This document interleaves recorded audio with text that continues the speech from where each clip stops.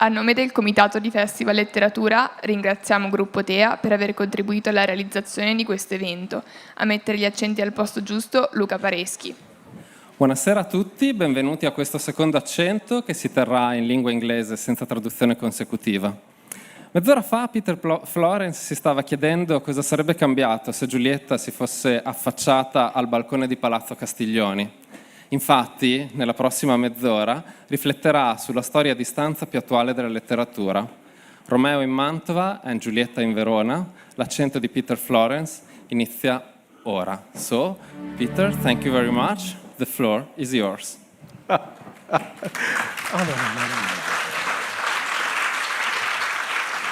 Grazie a tutti per essere qui. Thank you for being here. I can't tell you how wonderful it is to be back. And to be back here, very precisely, for three big reasons. The first reason is that 25 years ago, to the day, I think, I was, with a companion, a colleague, arrested right here and taken to the Questura and charged with disturbing the peace, which is exactly how the civil streets of Verona are affected by the beginning of Romeo and Juliet. And I'll tell you the story at the very end of how Luca Nicolini came to get me out, and it was all okay. But first, there are other reasons for loving being here. The first is that the world knows this story of Romeo and Juliet as the great classic of English drama. And I'm sorry that English language has seemed to have stolen your place and your story, but you know, you've got to give us something. You've got art, architecture, opera, food. Even the most casual survey of the local gene pool seems to show that you've perfected both male and female beauty. So we've got literature, okay? And think how the Danes must feel, is all I can say.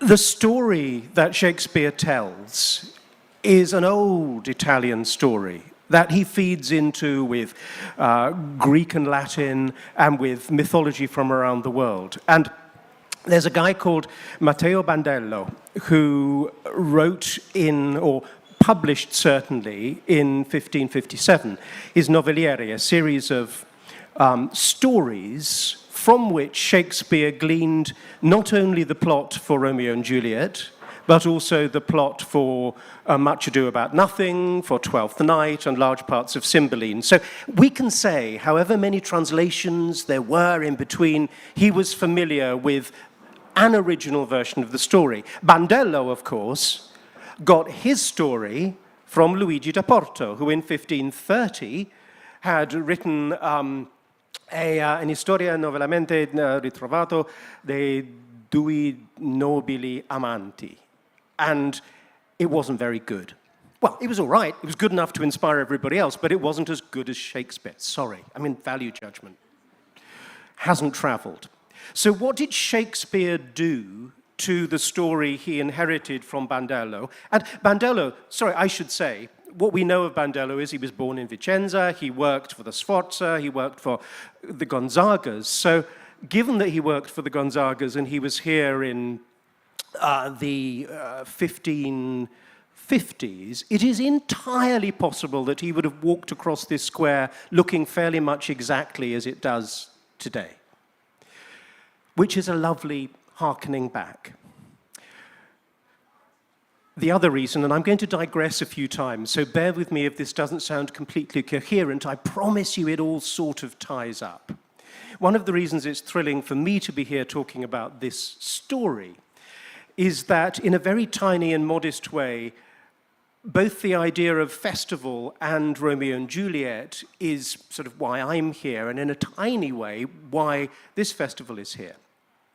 My father in 1969 was working for a crazy American actor called Sam Wanamaker, who had put up a big tent on the Bankside in London under the shadow of St. Paul's Cathedral, exactly as we are under the shadow of this beautiful church here. And he had brought theatre companies from around the world to play Shakespeare in their own languages. And lots of the plays were Shakespeare's Italian plays. Isn't it incredible that of the 37 plays that Shakespeare wrote, either 13 or 14, if you will allow The Tempest, which features the former Duke of Milan and the Duke of Naples, are set largely in Italy. This isn't just admiration for the most sophisticated civilization he could find. He must have known Italian literature and culture, as who wouldn't have wanted to then? Because of that festival that I saw when I was 5, I fell in love with festivals, and because I started working in festivals, I got to meet Luca and Paolo Polettini, who traveled all the way from here to my home in mid-Wales to talk about how they would dream and wrangle this beautiful festival into being. And so this play brought me partly the way to Mantova in this way as well. So there are a couple of things that I wanted to reflect on, because the last 2 years of lockdown have brought everybody actually closer to this play, which hinges on what happens in a lockdown in this town. Now, I'll come back to why that is a huge plot problem in a bit, but let me start off by talking about some characters. I do want to talk about Romeo, well, not very much, because he's awful, but I want to talk about Juliet, and I want to talk about another 2 really important characters in this play. Peter and John. Now, you were all looking at me going, he has completely flipped. But I'll explain to you why Peter and John are such big deals in a second. Let's just go back to the 1590s. Shakespeare's quite young. He's written a number of comedies. He's written significantly The Taming of the Shrew. I don't know if you all know The Taming of the Shrew, but the politest way to describe its plot is, in current parlance, problematic. Whether you regard it as a sort of celebration of appalling toxic male behavior, or whether you regard it as a deeply ironic take, it's still problematic. He's written the Comedy of Errors. I should say, Taming of the Shrew starts in Verona, moves to Padua. Comedy of Errors, bit Turkish, but Two Gentlemen of Verona is set in Verona. There is a pattern establishing here. He's obsessed. He's also written a number of English history plays, which have gone pretty well, but everybody sort of knew the story. You know what happens over your last 200 years, broadly in your own country. He retells it, of course, as Tudor propaganda, but that's a whole nother story. And in this miraculous year of 1595, he starts working on 2 plays simultaneously. He starts working on A Midsummer Night's Dream and on Romeo and Juliet. We know from theatre records that the first production of Romeo and Juliet took place sometime late in 1596. And we know, and this is where the sort of itsy-bitsy publishing history, which is otherwise incredibly dull, becomes incredibly interesting. In 1597, and what we know of Shakespeare is that whilst a very clever merchant and possibly the world's greatest creative mind, he was really slack with keeping records of his own work. So in 1597, there is published what is called a bad quarto. And it's called a bad quarto because a quarto just means the paper has been folded over 4 times before it's printed on. It's called a bad quarto because, as far as we can tell, the story that it prints and publishes is cobbled together from stage manager's notes, some people who are in the audience, 1 or 2 of the actors, but it is clearly incomplete. Sometime later comes what we now, in sort of academic circles, call a good quarto, which incorporates Shakespeare's own copy of the play, his own notes, and after his death in 1623 comes what's the first folio, where 2 of the key members of his company publish the full list of all the books. But go back for a second to that good quarto. Because we know that there is a character called Peter. He's the one who sort of fusses around after the nurse. And he has about 5 lines in the whole play, 2 of which are anon. And then he makes some really crude joke about getting his weapon out. And in Shakespeare's quarto, the good quarto, there is a fascinating stage direction. In all the other versions of the play, that scene says, "Enter the nurse with Peter." In the good quarto, Shakespeare's own version of the play, it says, "Enter the nurse with Will Kemp." Now, Will Kemp was the biggest star of the stage in London. He was a mega clown. He was, I don't know, Robin Williams. He was Roberto Benigni. He was Giacomo Zolone. He was Chris Rock. Why was this guy playing a part which has 4 lines? And the answer surely is that what we know of Elizabethan theatre is that comedians were allowed to improvise. There would be a moment where enter the nurse with Will Kemp, the nurse looks for Romeo, and I'll come back to that in a minute as well, and then Will Kemp gets to do 5 or 10 minutes stand-up while everybody... This really does make you think, when we talk about textual integrity, just chill out. There is huge freedom, there is huge interpretation, there's movement and flexibility and life in a play.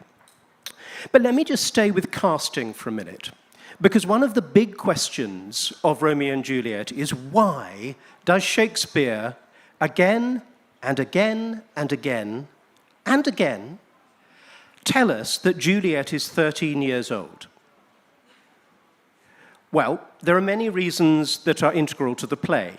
Number 1, she needs not to have seen Romeo before. Romeo we have seen in the first couple of scenes. He's hanging out with his mates. There is what we can kindly call boysy banter of a mostly sexual kind. He's in his context. Juliet we see with a woman who is her wet nurse and her mother. The whole of Verona society and culture is deeply strange.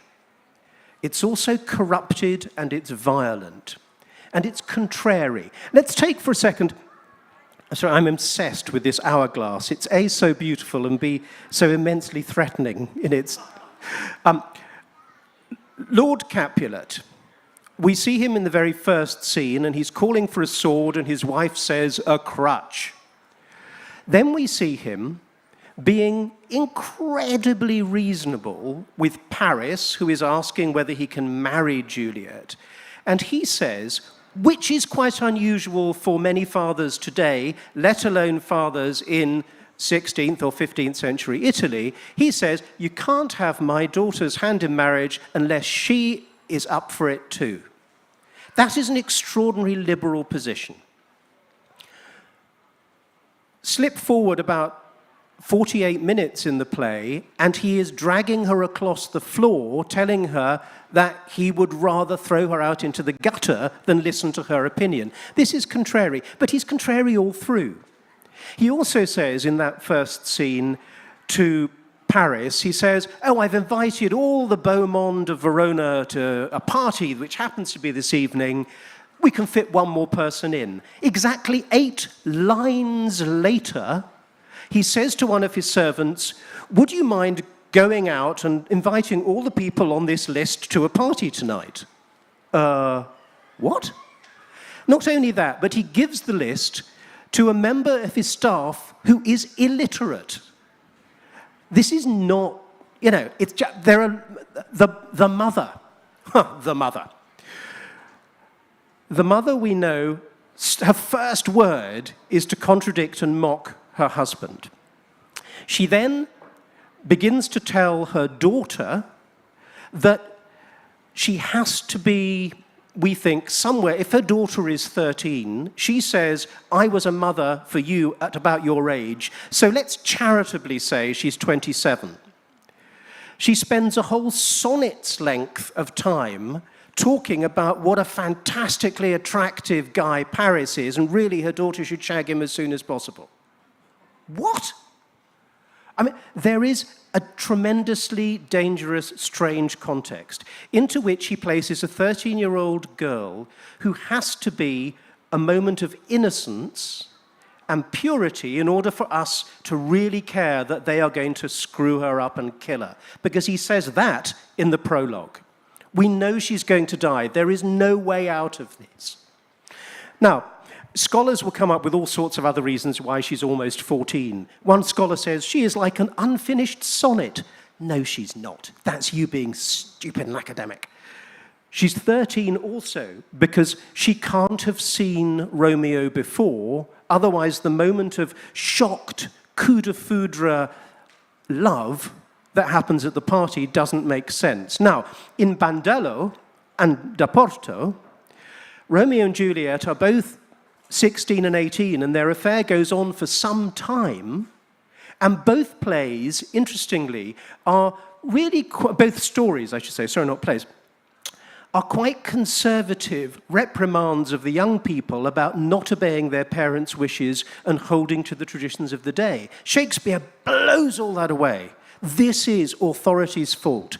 At every conceivable juncture, authority fails. The prince, from the top, fails to stop or ban all the rioting that ends up in the murder of 2 of his kinsmen. The parents, and going back to Capulet and how bonkers he is, at the party he stops Tybalt approaching Romeo because he says, Verona knows Romeo to be a fair and noble youth. What? You're supposed to be at war with his family. This makes no sense.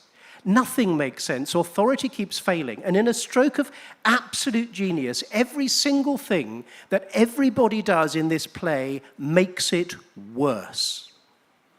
Romeo wants to save his friend and intervene in the fight between Mercutio and Tybalt, but what happens is he gets in the way and Mercutio is killed by Tybalt under Romeo's arm. Friar Lawrence, and I'll come back to Friar Lawrence in a minute, everything he does, his well-meaning interventions are catastrophically disastrous. We get to the strangeness of why, and this is where the plot fail comes in.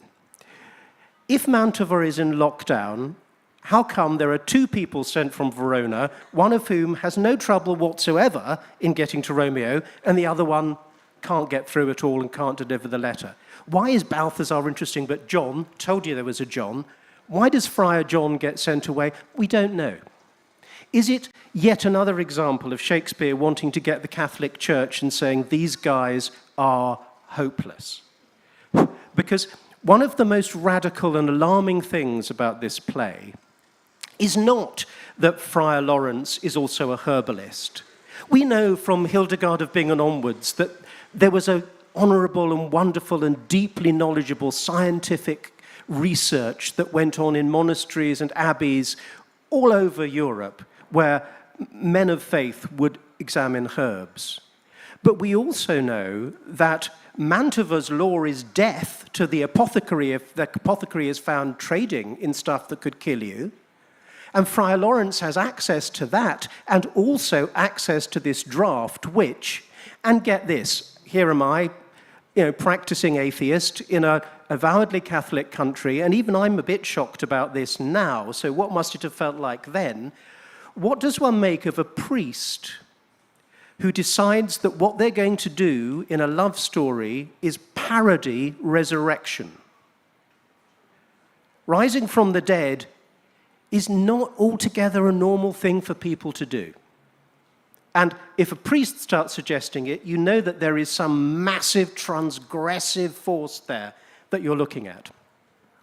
But going back to Juliet and why she's 13, well, there's another lovely reason that I would like to share with you because I think it's beautiful. And also because I've only just found it, like yesterday. You will know that, or you might not know, that in Elizabethan England, much as Tom Stoppard and John Madden and Gwyneth Paltrow would like to tell you otherwise, women were not allowed to be in plays. Now, not a good decision, but it was what happened at the time. So we can assume that all the people playing female parts are women. No. We can assume they are playing women, and they are either boys who are playing young women, or rather like the male onagata. I always thought it was an amazingly Italian word, but it's Japanese for men who play female parts in kabuki theater. Or they could be grown-up actors who specialized in playing female parts. But what we do know, and this is wonderful going back to old theater history, is that the actor who played Juliet in the first production in 1596 was a guy called Robert Gough, G-O-F-F-E. And Robert Gough was born in 1580, which would make him at least 15, probably 16, by the time he gets to play Juliet on the stage of the Curtain in London. What we also know about Robert Gough is that he was the main female player in the troupe, the Lord Chancellor's Men. It wasn't much as, again, that lovely film Shakespeare in Love would like to tell you, a Philip Henslowe production. This was a Lord Chancellor's production, Lord Chancellor's Men production. He was also playing, and get this, Katharina in The Taming of the Shrew. I really don't need to tell you that this is not a part that immediately connects to Juliet, except if you're thinking Shakespeare is atoning for having created a really bad female role in his first big hit. And he's also playing Helena in A Midsummer Night's Dream. Now, anyone who knows A Midsummer Night's Dream will know there are a whole bunch of jokes about how tall Helena is. So we can assume that either Robert Gough was very small or that he was actually quite tall, because they're all about that she's taller than Hermia, her friend. Stay with me. I know this sounds bonkers. But if you are going to introduce a quite tall 16-year-old boy onto stage playing a female character, then you kind of need to prep the audience. Also, a boy who they've seen 3 weeks before playing a tremendously robust, more grown-up character, you're going to have to say, really young, really young, really young, so that when he comes on and they all know him, as much as we know the star actors of today, then we're in with the suspension of belief that this is a young person. Isn't that a lovely thing to have found out? Anyway, I've only just read the playbills.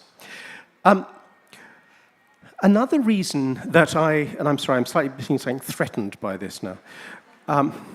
Another reason that this play, I think, resonates now more than ever is that lockdown has stolen so much from so many of our children, has stolen sociability, has stolen 3 years almost of being able to go out, being able to make love, being able to wander through streets easily.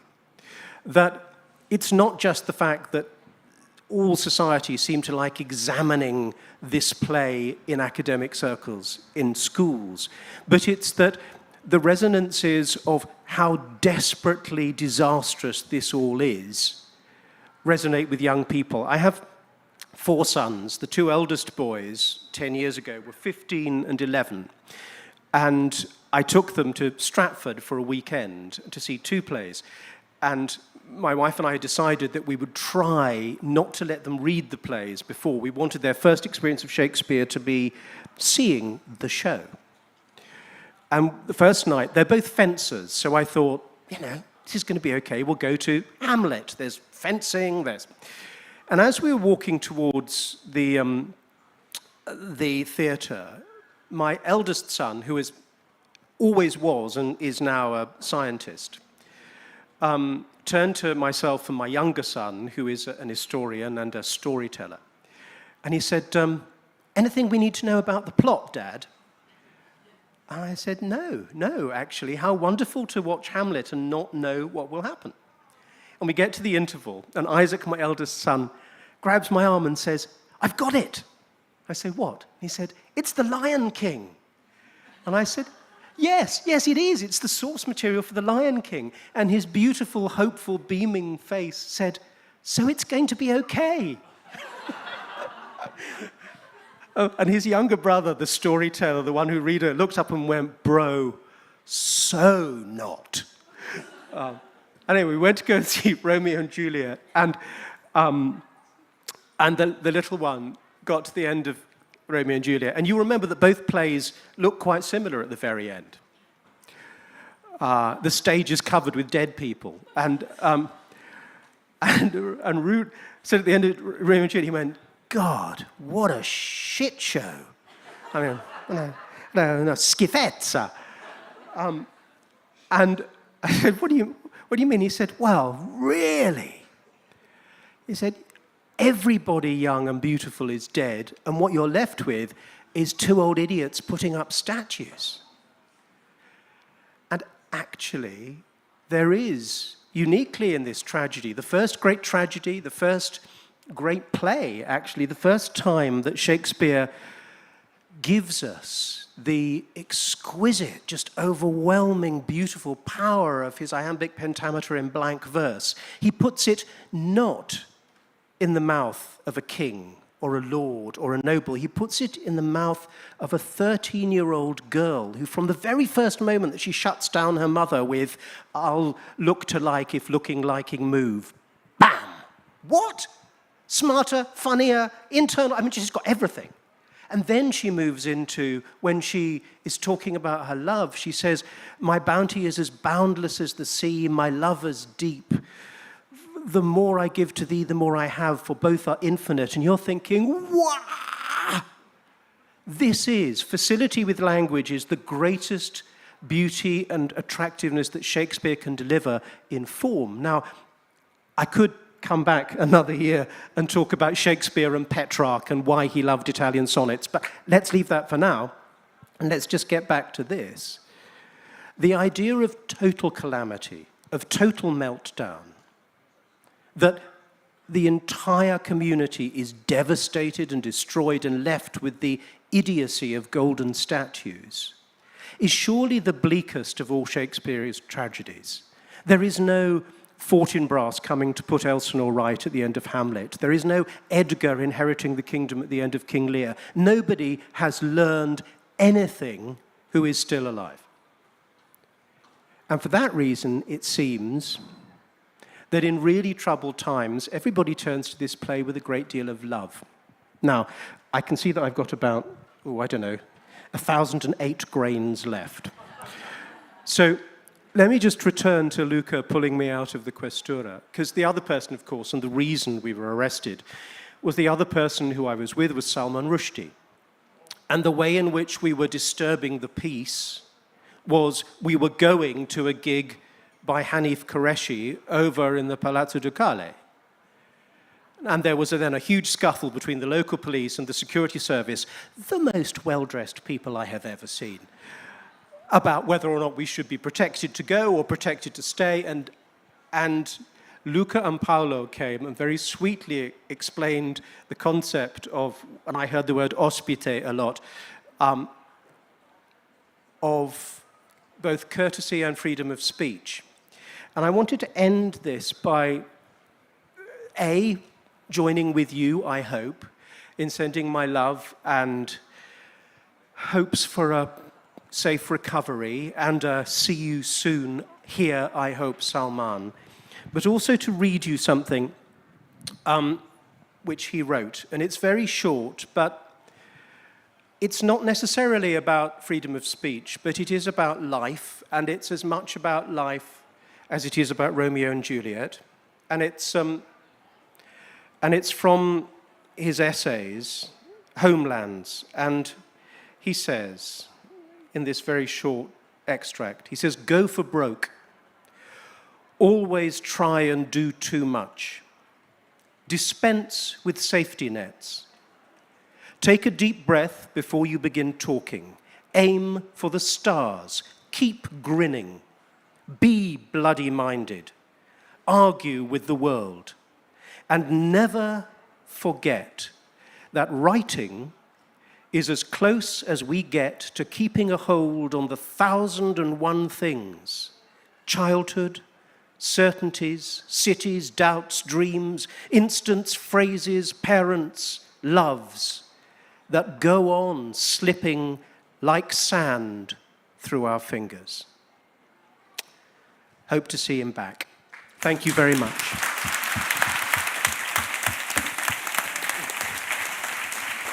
Thank you very much.